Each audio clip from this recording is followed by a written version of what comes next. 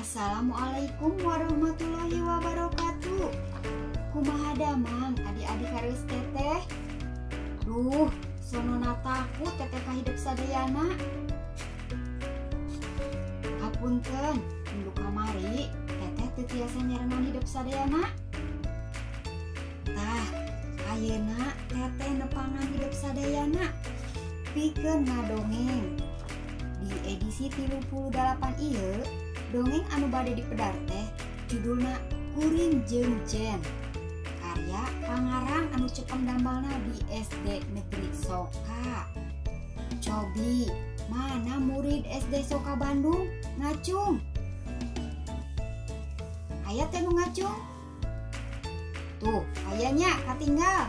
1, 2, 3, aduh alhamdulillah seueur pisannya. Sahanya jenengan pangarang produktif tur nyekel ekskul literasi di SD Soka. Cobi saha? Leres pisan jenenganana cucu Unisa. Teteh urang aoskeun heula biodata narasi anjeunna. Cucu Unisa sarjana pendidikan, lahir di Bandung 3 Maret tahun 1871. Kiwari, anjeunna dipercanten janten staf redaksi majalah Geliat Gemilang, teras janten redaktur majalah Sekolah Sensasi Soka. Cucu Unisa tos medakeun sababaraha buku antologi, di antawisna antologi pantun, sajak, antologi fiksi mini basa Sunda, carpon, haiku, sareng nusanesna. Cucu Unisa aktif di PGRI Cabang Sumur Bandung, teras oge aktif salaku pangurus GLN Jawa Barat. Tahun 2012 gabung di komunitas penulis Sunda Sirung Patren, komunitas fiksi mini basa Sunda, teras pustaka Sunda. Anjeunna oge ngadekeun komunitas sajak haiku gawe bareng sareng nusanes. Teras aktif di komunitas sajak sonyan sareng KPPI. Kantos janten perintis dan kepala perpustakaan SD Negeri Soka di tahun 2012 dugi 2020. Ayeuna anjeunna kapeto salaku koordinator ekskul literasi di SD Negeri 035 Soka Bandung. Carios ngeunaan Kuring Jeung Jen nyarioskeun Jen Azka anu pamenteuna ngadaun seureuh. Anjeunna sumanget pisan ngiringan ekskul literasi, drum band, paskibra, jaipongan, ngalukis sareng nusanesna. Ku geten ngiringan lomba, piala sareng penghargaan minuhan lomari. Mimitan sakola. Ngan waktos pandemi kagiatanana janten kateug.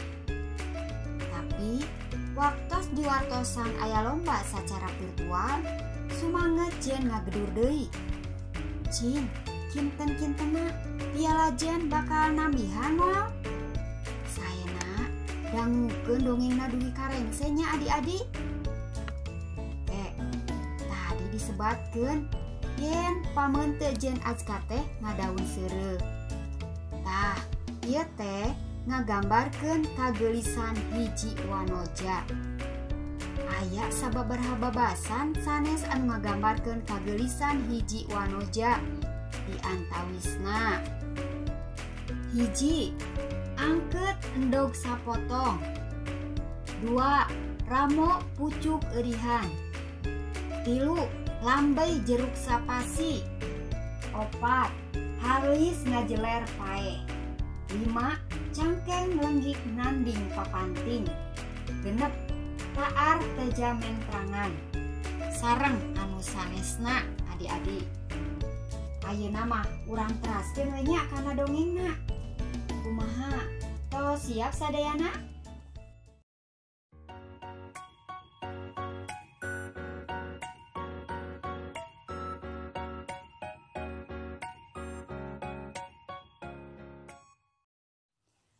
Kuring jeung Jen, karya Cucu Unisa. Ti kelas 3 mula sok nempo budak teh, lungguh timpuh, keuretan beungeut ngadaung seureuh. Barang panggih geus aya kareteg, yen budak teh pibentangeun. Hiji poe waktu upacara, ibu pupuhu sakola ngawanohkeun rupa-rupa ekstra kulikuler. Nya kuring kabagean ngabimbing literasi. Bu, saya Jen Azka. Cenah, bari nyolongkrong, sorana semu ogo. Kelas sabaraha? 3E, saya mau ikutan ekskul literasi. Tiasa bahasa Sunda?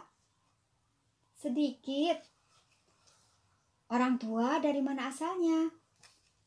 Ayah dari Yogyakarta, kalau bunda asli Bandung. Oke Jen, nanti pulang sekolah kita ngobrol lagi ya.